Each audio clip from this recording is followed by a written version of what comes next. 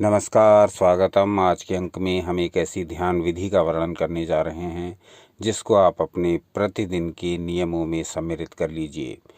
इससे सबसे बड़ा लाभ ये होगा कि आप दैनिक जीवन को बड़े उत्साह, बड़े उल्लास, बड़ी ऊर्जा के साथ जी पाएंगे। प्रत्येक दिन एक नया दिन अनुभव होगा। थकान, निराशा, दुख, चिंता, इस प्रकार की समस्त व्याधाएं आपसे दूर रहेंगी और आप अपने सामान्य जीवन को जीते हुए ऊर्जा से भरपूर जीवन का आनंद भी ले पाएंगे। अगस्त्य संहिता से लिया गया एक महत्वपूर्ण ध्यान प्रयोग है। मात्र 5 मिनट का इसमें समय लगता है। इसकी विधि बताने जा रहे हैं। इससे पहले उस बेस को देखेंगे जिसके आधार पर यह ध्यान विधि प्रयुक्त की जाएगी। तो ये ध्यान प्रयोग लिया गया है अगस्त्य संहिता से। अगस्त्य संहिता के 22वें और 23वें अध्याय से। अध्याय नंबर 22 और 23 से लिए गई है ये आत्म ध्यान की पद्धति। कहा गया है, अद्वैतानंद चैतन्य शुद्ध सत्वैक लक्षणः बहिरन्तः सुतीक्ष्णात्र स्वयं आत्मा प्रकाशते अनाद्य सृष्टमेवात्र कारणं तत्र गोपते न्यूनं वाप्यति रिक्तं वा सर्वत्रापि तपोनिधे। अब इसका अर्थ समझ लेते हैं। अर्थ क्या है? कहा गया, महर्षि अगस्त्य द्वारा कहा गया है कि अद्वैत आनंद स्वरूप, चैतन्य स्वरूप, शुद्ध सत्व, अएकत्व, इन 6 लक्षणों वाली आत्मा स्वयं मनुष्य के भीतर और बाहर प्रकाशित रहती है। यानी हम यदि अपने आप को शरीर मानते हैं, हम अपने आप को बॉडी से आइडेंटिफाई करते हैं, तब हम अधिकतर दुखों का अनुभव इसी कारण करते हैं। मेरा शरीर ऐसा है, मुझे ये समस्या है, मुझे मेरा रूप रंग ऐसा है, मुझे उसने ये कह दिया, मेरे भीतर ये कमी है। इस प्रकार से हम जब तक अपने आप को बॉडी से आइडेंटिफाई करके चलेंगे, जब तक अपने आप को शरीर समझेंगे, सारी समस्या वहीं उत्पन्न होंगी। यदि हम अपने आप को आत्मा समझते हुए इस जगत के समस्त कार्यों को जैसे कर रहे हैं वैसे करते रहें, तब हम एक नया जीवन अनुभव करेंगे। तब हम स्वयं में ही अनुभव करेंगे कि हम सदा रहने वाली आत्मा हैं। कहा गया आनंद स्वरूप, यानी हमारा मूल स्वरूप तो आनंद का ही है। अब हम संसार के पचड़ों में पड़ कर के इस स्वरूप को हमेशा भूले रहते हैं।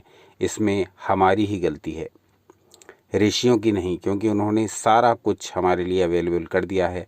यदि हम उसे देखें ही ना तो इसमें सारा दोष हमारा। कहा गया अद्वैत आनंद स्वरूप, चैतन्य स्वरूप, शुद्ध सत्व, अएकत्व, इन 6 लक्षणों वाली आत्मा स्वयं मनुष्य के भीतर और बाहर प्रकाशित हो रही है।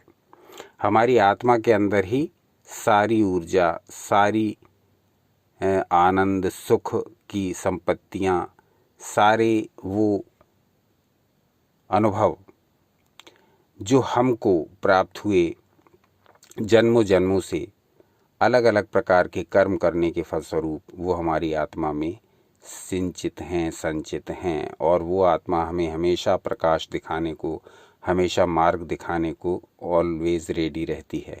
परंतु हम उस आत्मा की ओर देखते ही नहीं और अपने आप को केवल शरीर मानकर रहते हैं। और यही कारण है कि इस जगत को हम दुख स्वरूप समझते हुए स्वयं भी दुखों से भरे रहते हैं, स्वयं भी निराश रहते हैं, क्योंकि हम अपने मूल स्वरूप, अपनी आत्मा को जानते ही नहीं। लेकिन सनातन शास्त्रों में सारा कुछ पहले ही डिस्क्राइब कर दिया गया है। अब उसको देखें नहीं तो ये हमारा दोष। तो आगे कहते हैं, इस आत्मा का कारण अनादि और अदृष्ट है, यानी प्रारंभ से ही चला आ रहा है परंतु दिखता नहीं है। जो चाहे कम मात्रा में हो या अधिक मात्रा में, सभी स्थितियों में आत्मा में प्रकाशित होती है। न्यूनम वाप्यति रिक्तम वा सर्वत्रापि तपोनिधे। चाहे कम हमको अनुभव हो, चाहे अधिक अनुभव हो, लेकिन ये आत्मा सभी स्थितियों में प्रकाशित रहती है। अब ये हमारे ऊपर है कि हम उसको कितना, आत्मा के इस ज्ञान को, आत्मा के इस अनुभव को कितना ले पाए। लेकिन ये हमारे साथ हमेशा है। प्रकाश दिखाने वाला हमारे साथ हमेशा है, हमें मार्ग दिखाने वाला हमेशा हमारे साथ है, और वो है हमारी स्वयं की आत्मा। इसी विषय को विस्तार देते हुए आगे क्या कहते हैं, आधिक्य विषयैर्नित्य, हाँ इसमें देखते हैं, आधिक्य विषयैर्नित्यम बहिरेख प्रतीयते, बहिरेव प्रतीयते, न्यूने अपि विषयात्यन्ता प्राप्या तस्माद् बहिर्भवेत्। अब इसमें क्या कहा गया, आत्मा के कारणों की अधिकता होने पर आत्मा विषयों के साथ बाहरी रूप में प्रतीत होती है। यानी हमें ऐसा लगता है कि जैसे आत्मा विषयों के साथ है, यानी कि हम जो भी कुछ हैं, हम विषय जो इंद्रियों के विषय हैं, हम उनसे ही जुड़े हुए हैं और हमारा अलग से कोई अस्तित्व नहीं। परंतु जैसे ये कारण कम होते हैं, न्यून होते हैं, तब कहा गया कि आत्मा विषयों के साथ संयुक्त होकर के उससे बाहर हो जाती है। अब ये हमारे ऊपर है कि हम अपनी आत्मा को विषयों के साथ मिला कर के रखना पसंद करते हैं और दुख के भागी बने रहते हैं, या हम अपनी आत्मा को विषयों के साथ न रख करके विषयों से अलग रखते हैं, यानी अपने मूल स्वरूप को भूलते नहीं, तब हम सुख का अनुभव कर सकते हैं। तो ये सब कुछ हमारे ही ऊपर है। आत्मा तो हमारे भीतर है ही, चाहे हम आत्म ध्यान करें या ना करें, चाहे हम अध्यात्म से जुड़ें ना जुड़ें, चाहे हम योग करें या ना करें, चाहे हम कोई भी साधन मंत्र जाप त्राटक आदि करें या ना करें, आत्मा तो फिर भी हमारे भीतर है और हमारा समय पूरा होने पर यह आत्मा हमारे शरीर को छोड़ करके चली जाएगी। तो हम अध्यात्म से जुड़ें या न जुड़ें, शरीर तो हमें छोड़ना ही होगा। तो बेहतर ये है कि जब तक इस शरीर में, जब तक इस संसार में निवास कर रहे हैं, तब तक अपने आत्म स्वरूप को जानते हुए आनंद पूर्वक जीने का प्रयास करें। इसमें एक और श्लोक लेंगे, फिर उस 5 मिनट की संक्षिप्त ध्यान विधि का वर्णन करेंगे, क्योंकि ये सारे जो श्लोक हैं वो संबंधित हैं आज की ध्यान विधि से, और इन्हीं श्लोकों से प्रेरित होकर के बनाई गई है यह ध्यान विधि। तो अगला श्लोक है, यद्ययं सर्वमुत्सृज्य पश्येदात्मानमात्मनि एतावतेव संसार भवदुःखैर्विमुच्यते। अब इस श्लोक में क्या कहा गया, यदि वह जीव सब कुछ छोड़कर आत्मा में अपने को ही देखे तो इससे ही वह संसार में जन्म लेने के दुखों से मुक्त हो जाता है। महर्षि अगस्त्य ने अपनी संहिता में, जो ग्रंथ है अगस्त्य संहिता, ऐसी ऐसी बातें बताई हैं कि जिनको अनुकरण करके हम इसी जीवन में जीते जी मोक्ष जैसी स्थिति, निर्वाण जैसी स्थिति, लिबरेशन जैसी स्थिति प्राप्त कर सकते हैं। लेकिन हमें इतना अवकाश ही नहीं कि हम ऐसे ग्रंथों की ओर देखें, ऐसे ग्रंथों को पढ़ें, समझें और उन्हें अपने दैनिक जीवन में अप्लाई करें।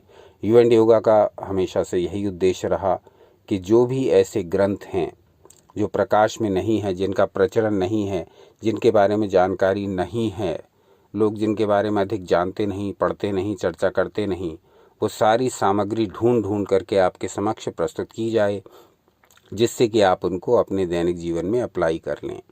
तो ये थे महर्षि अगस्त्य के कहे हुए वचन अगस्त्य संहिता के 22वें और 23वें श्लोक से। अब हम देखेंगे कि इन श्लोकों को आधार बनाकर हम किस प्रकार से एक ऐसी ध्यान विधि विकसित कर सकते हैं जिससे कि हमारा जीवन नित्य प्रति ऊर्जावान रहे। हम अपने दैनिक जीवन के झंझावातों से, अपने जीवन के सभी प्रकार के संकटों से गुजरते हुए, उनसे संघर्ष करते हुए, उनसे पार पाते हुए कैसे इस जीवन में धर्म अर्थ काम मोक्ष चारों पुरुषार्थों की प्राप्ति कर सकते हैं। करना कुछ है नहीं इसमें विशेष 5 मिनट का समय देना है अपने लिए, चाहे प्रातः काल दें, चाहे सायंकाल दें, चाहे रात्रि में दें।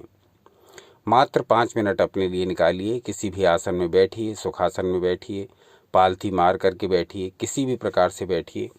यदि बैठ भी ना पाते हों तो फिर आप चेयर पर बैठ जाइए, शर्त वही रहेगी, गर्दन सीधी, रीढ़ की हड्डी सीधी, कंधे सीधे, गर्दन सीधी। अब इस स्थिति में बैठ करके आंखों को बंद कर लीजिए, सांसों पर ध्यान लगाइए। हर बार कहते हैं चले वातम चलम चित्तम निश्चले निश्चलम भवेत। वायु के चंचल होने से मन भी चंचल और वायु के निश्चल होने से मन भी निश्चल हो जाता है। थोड़ी देर सांसों पर ध्यान लगा करके रखिए, आंखें बंद कर लीजिए। सांसों पर थोड़ी देर ध्यान लगाने मात्र से ही मन स्थिरता की स्थिति में आ जाएगा। अब आप ध्यान के लिए तैयार हैं, आंखें बंद रखिए। अब अपने को आत्म स्वरूप में विचारिए। मैं शरीर नहीं हूँ, मेरे भीतर जो आत्मा है वास्तविक रूप मेरा वो है। यह आत्मा निरंतर रहने वाली है। इस आत्मा पर मेरी बाहरी परिस्थितियों का, मेरे सुखों का, मेरे दुखों का, मेरे दोषों का, मेरे रोगों का कोई प्रभाव नहीं पड़ने वाला है, क्योंकि ये आत्मा, शास्त्रों में कहा गया, ईश्वर के वचन हैं, सदा रहने वाला है। ये बात ध्यान रखिए कि 3 चीज़ें सदा रहने वाली हैं। हमारे ग्रंथों में कहा गया, ईश्वर, पुरुष और प्रकृति। सृष्टि यानी ये प्रकृति जिसको नष्ट कर दिया जाता है रचनाकार के द्वारा, जिसको प्रलय कहते हैं, उसमें भी इस सृष्टि के अणु बचे रहते हैं, उनसे दोबारा नई सृष्टि रचित की जाती है। तो प्रकृति कभी नष्ट नहीं होती, पुरुष यानी हमारी आत्मा कभी नष्ट नहीं होती, और ईश्वर अविनाशी हैं ही।